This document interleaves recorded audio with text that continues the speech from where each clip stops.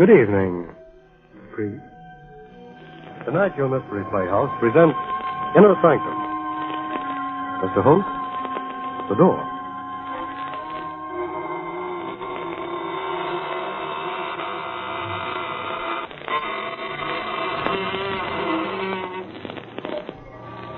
Good evening, friends of the Inner Sanctum.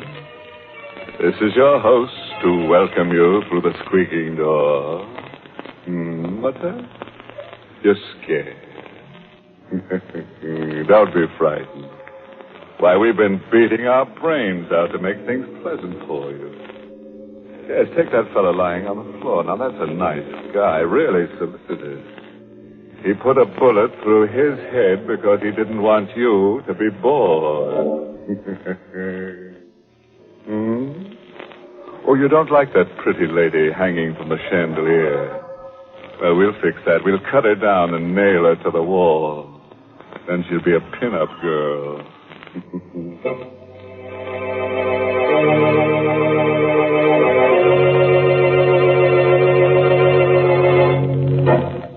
And now, friends, do whatever it is that you do when fear fastens cold fingers on your spine.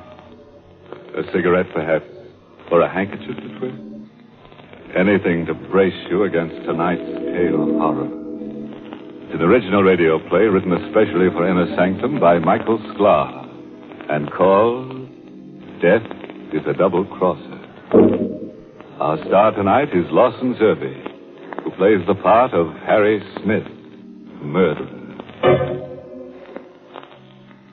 I looked at the blood-splattered mallet, still gripped in my hand.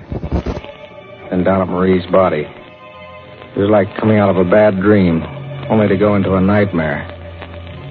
Instead of using a mallet to cut the King Midas diamond, I had used it to murder my wife.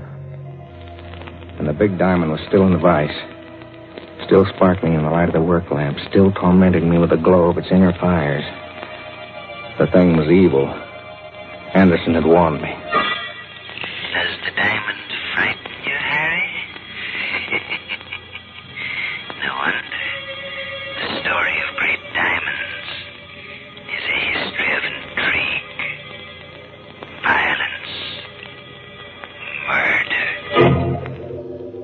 Anderson was right. My luck had been all bad ever since I came to his house. It was one of those old New York brownstones, big enough for several families, but only 2 people were living there when I came. Anderson and my wife. Marie was working as his housekeeper, and she gave me a layout. He's about 70 years old, Harry. He lives all alone here. It's perfect for you. No family? No wife, no children, no friends. He never goes out except on business, and no one ever comes to see him. Sounds good to me, Marie. Good. It's perfect. I'll tell him you just got out of the army. He won't ask questions. He'll never find out you were in prison. What does he do for a living? He's a diamond cutter. A diamond cutter?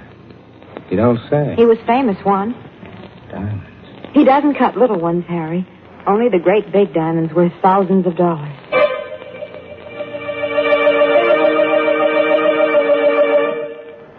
I moved in with Marie, and for a while everything was quiet. I didn't mind the quiet after that 5-year forgery rap in Sing Sing. Then one day the peace and quiet ended. I met old Anderson on the steps going down to the street. Good morning, Harry. Oh, hello, Mr. Anderson. Hey, you look all excited. Some good news come your way? I hope so, Harry. Of course, I can well afford to be idle, but it would be pleasant to work again. And it's nice to know that people still remember you. Is it a job? Wonderful job. If I get the assignment. Well, I'm sure I'll get it. He couldn't give it to anyone else. A diamond? One of the largest diamonds in the world. The King Midas stone, discovered last year in the Kimberley Fields. Was purchased recently by Johnson, the multimillionaire. I'm on my way to his home to discuss the cutting. Well, good luck. I sure hope you get the job, Mr. Anderson.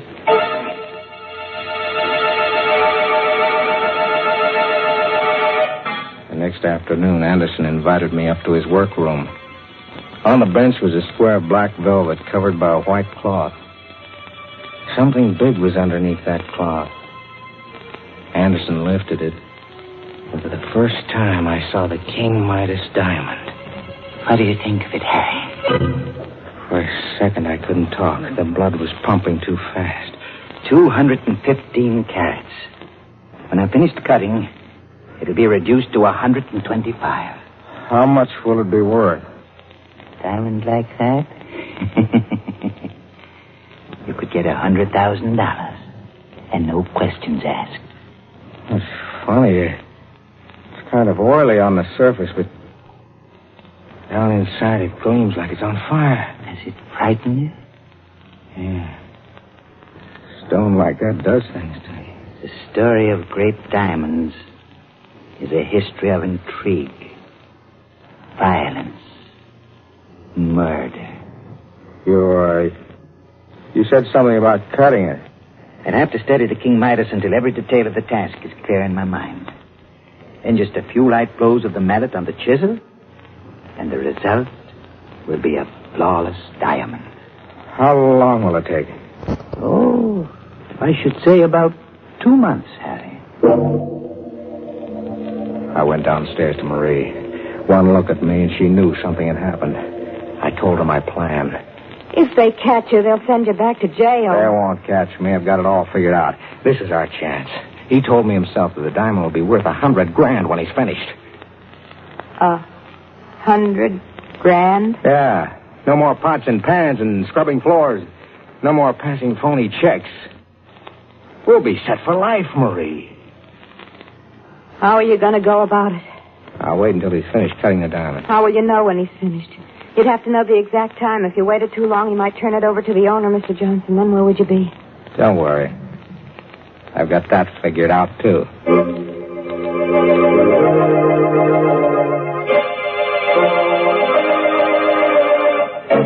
So you want to become a diamond cutter, Harry? If you'll teach me the work, Mr. Anderson, I promise it won't be any bother. All I want to do is watch you while you go about cutting the King Midas. Diamond cutters aren't made overnight. It takes a great deal of time. I spent 50 years learning the craft. Oh, please, Mr. Anderson, you don't know what this means to me. Yeah? All right, Harry. I'll let you watch me as I work. So that's how it began. Every day for 2 months, I went upstairs and watched Anderson as he studied the King Midas diamond. Cleavage must take place along planes parallel to the octahedron faces of the crystal. Step by step, he explained the job, how he would split it, where he would place the notches so that the diamond would split along the exact lines he wanted. He went over every detail again and again and again. Finally, he cut the notches for the splitting. Slowly, carefully. And then he placed the diamond in the vise. He got out the chisel and the mallet and placed them on the workbench. It was like a wedding ceremony. I was on fire. I couldn't wait. Just a few taps with the mallet, and it's done. Are you going to do it now? No, Harry. Tomorrow. Tomorrow. He kept putting it off. Then I realized what it was. He was scared. He couldn't trust his unsteady hands. It hit me like a ton of brick. He was never going to cut that diamond. You're so smart. What are you going to do now? I'm going to cut the diamond myself. You? Yeah, me. I know how to do it. It's all set. There's nothing to it. But what about Anderson? We don't need Anderson anymore. You mean... Yeah. But that's murder. So it's murder. They'll never pin it on us. I've figured out a way to do it without leaving any trace behind. We went upstairs. Anderson was standing where I left him at the workbench. He was so lost in thought that he didn't hear us come in. He isn't looking. Get it over with. All right.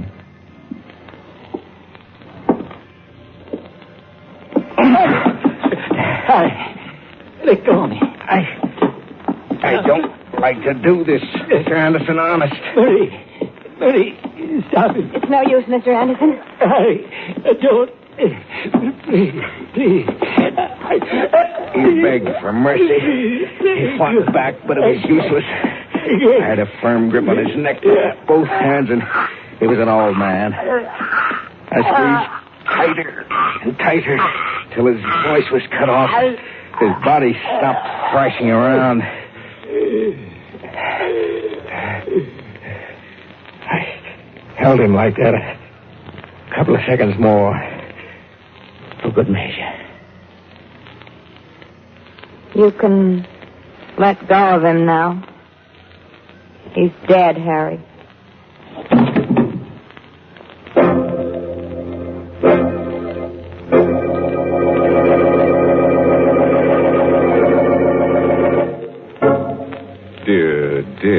Dear.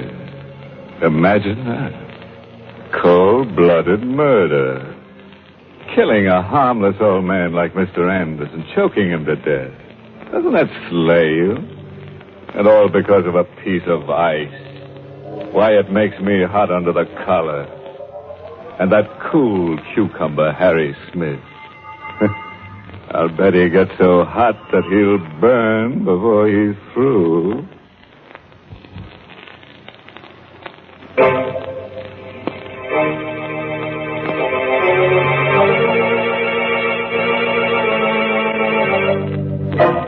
Well, friends, let's get back to Harry Smith and his charming wife. Such nice people. They killed old Anderson, the diamond cutter, to steal a piece of ice worth $100,000. And unless they have a lot of another kind of ice handy, they'll have to do something fast to get rid of the body. We carried Anderson's body down to the cellar and broke open the brick wall. Placing the old man's body behind it, we bricked it up again. Then we went through my plan. I wrote a suicide note. To whom it may concern, I, Olaf Anderson, because I failed in the task of cutting the King Midas diamond, have decided to take my life. When this note is found, I will be dead. It was easy for me, a professional forger, to fake the suicide note in Anderson's handwriting. I had him say he was going to end it all in the river and that he was taking the diamond with him to his death. And that night, Marie and I took a walk across the footpath over the Hudson River Bridge. When we reached the middle, You got the suicide note in Anderson's overcoat pocket? Yeah. No cars coming from either direction. Now's a good time to drop it. There. The cops will find the coat and figure that he took it off before he climbed the rail and jumped. All right. Come on, hurry. Let's get away from here. We went home. Marie telephoned police headquarters and asked for the Missing Persons Bureau. Hello? I want to report a missing person. It's the man I work for, Olaf Anderson. Yes, Anderson. I'm his housekeeper, and I'm worried because it's so late and he hasn't come home. My name? Mrs. Harry Smith. We went to bed. I guess we would hear from the police the next morning, and I was right. Yes, what is it? Megan is the name, lady. Detective Joe Megan, Missing Persons Bureau. Oh, yes, come in. Are you the party who reported a man named Olaf Anderson missing? Yes, did Did you... we find him? I think so. I'd like you folks to come down to the morgue with me. The morgue? What for? We've got a body down there. Body of an old man that fits the description of Anderson. It's fished out of the Hudson River early this morning. You might be able to identify it.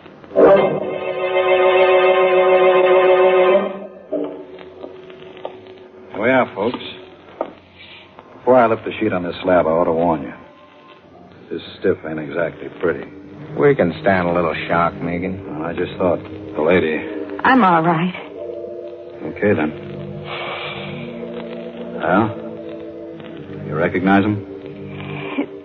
His face, it's gone like he went through a meat chopper. Most of his clothes were gone, too, when we got him. Poor guy must have got caught in the propeller of a passing ship. Marie, It's Mr. Anderson. Harry. Don't you recognize the pants? They're from that old suit he always used to wear. Oh, yes. Yes, you're right. So you can identify him, eh? I'm sure that's Mr. Anderson. Well, I guess that closes the case. Suicide. Body recovered. And a great big hunk of diamond at the bottom of the Hudson River.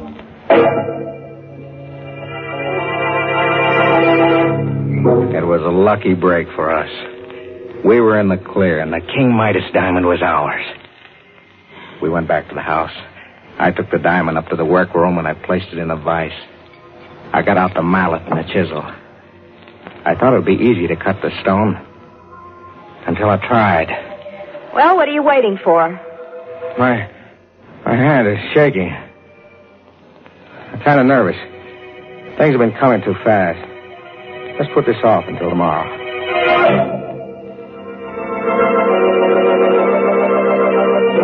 I know I said I'd do it tonight, but... But what? I don't feel so well tonight, Marie. You're lying. How long are you going to keep this up? I take it easy. You said you knew how to do it. I do. Well, then cut it. For heaven's sakes, get it over with. Don't rush me. If I make a mistake, it'll cost us $100,000. You've been putting it off for 3 days now, Harry. First this and then that. There's always something. You've always got a reason for not cutting that diamond. Now, listen, Marie, I've got to be careful. Knowing how to cut the diamond is one thing. Doing it is another. You're scared. That's what's the matter with you. Don't say that. You're frightened. Look at your hands. See how they shake. Well, you can hardly hold the mallet and chisel. You're as bad as Anderson was. She was right. My hands were shaky, just like Anderson's before I killed him. I tried for control. I told myself the diamond was nothing but a chunk of carbon crystal. I placed the chisel against the stone. I raised the mallet. But I couldn't bring it down. Now what are you waiting for? I don't know how hard to strike. A gentle blow. That's what you said Anderson told you. I can't do it. You can't do it. Of course you can. Don't be a stupid fool. There's nothing to it. She went wild. She began to shake my arm and scream at me. But her voice seemed to come from a distance. I kept staring at that diamond as though I were hypnotized. My throat was dry as dust. I was dizzy. Pinpoints of fire shot across my eyes. The diamond was doing things to me, and it was driving Marie crazy. Suddenly, I couldn't stand it. Her voice snapped something in my mind. You fool, you stupid idiot. Don't stand there like a silly fool. Shut up. Don't you dare shout at me. Shut up. I've had all I can take from you. Why, of all the nerve, you... Harry, put down that mallet. Stay away from me.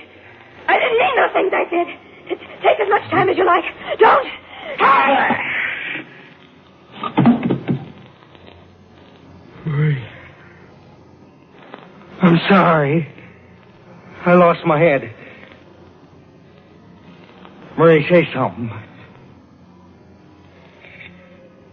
He's dead. I killed her.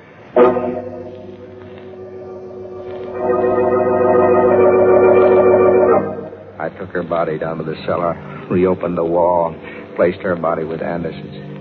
I'd hardly finished putting the bricks back into place when the front doorbell rang. I cleaned my hands, went upstairs, and opened it. Hello, Smith. It was Megan, the detective. He came in, looked around suspiciously, and closed the door behind him. What's the matter with you, Smith? Me? Yeah, you. You look sick. Me sick? I never felt better in my life. It's the light. Is your wife at home? No, she isn't. Expect her home soon? Why, no. No, she went to Baltimore to visit her mother. Left kind of suddenly, didn't she? What are you driving at, Megan? Take the chip off your shoulder. Nobody's picking on you. Yet. What do you mean? This Anderson suicide. You said the case is closed. It's closed until this morning. Now there's a couple of angles in the case that don't make sense. I'm not even sure the old guy we pulled out of the river is Anderson. But I identified him. Sure you did. Yesterday, a guy named Keeler showed up at the morgue and swore that same body was his father. It must be Anderson. The suicide note. Suicide note said Anderson was killing himself because he made a mistake and ruined the King Midas diamond. Dad, don't you see? But Anderson never got the job of cutting that diamond. He what? Say that again. Anderson never was commissioned to cut the King Midas diamond. How do you like that? It can't be. He told me himself. I got that information straight from the owner, Mr. Johnson. I don't believe it. Johnson was out of town until this morning. I got in touch with him, making a routine check on the facts. He told me he never commissioned Anderson to cut the stone. Said Anderson was too old and unreliable to be trusted with the job. But I saw the diamond. Saw it on Anderson's workbench. The diamond you saw must have been a phony. A diamond. Still upstairs in the workroom. Still waiting to be cut. I couldn't believe it was a phony. I wouldn't believe it. It had to be the King Midas. Megan was getting more and more suspicious. I had to act fast before he got down to the cellar and noticed the fresh plaster on the wall. I had to make sure about the diamond. I'd gone too far now to back out. I hit Megan on the head with an andiron. He was unconscious. I dragged his body into the closet and locked the door. Upstairs in the workroom, I grabbed up the chisel mallet. No time to think now, no time to be frightened. I had to know if that diamond was the King Midas. I put the edge of the chisel to one of the cleaving grooves and struck with the mallet. It chips like glass. Yeah. It is glass. Megan was right. I went through all this for nothing.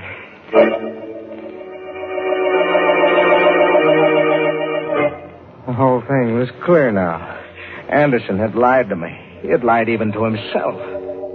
Yeah, that was it. He had been unwilling to admit even to himself that he was no longer good enough to be trusted to cut the King Midas diamond. He was nuts. And he made up that crazy story. And I swallowed it.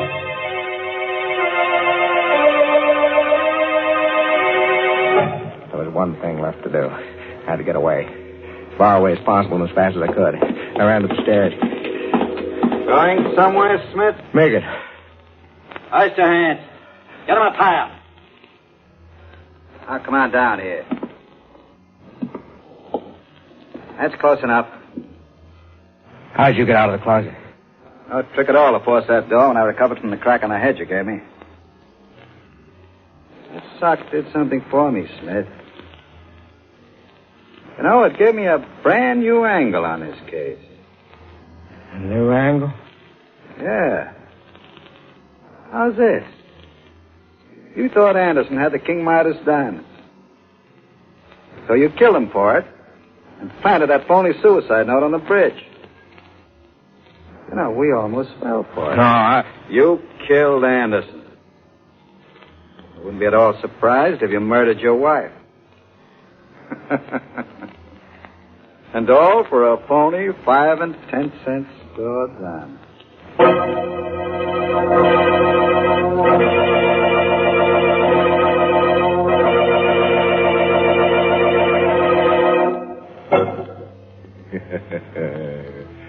Poor Harry Smith.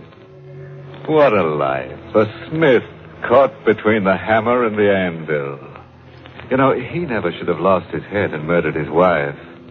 No, because now it looks as though he's going to have to lose the rest of him.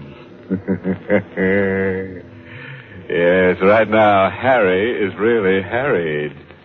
And when the state executioner gets him, he'll be fit to be tied in a noose.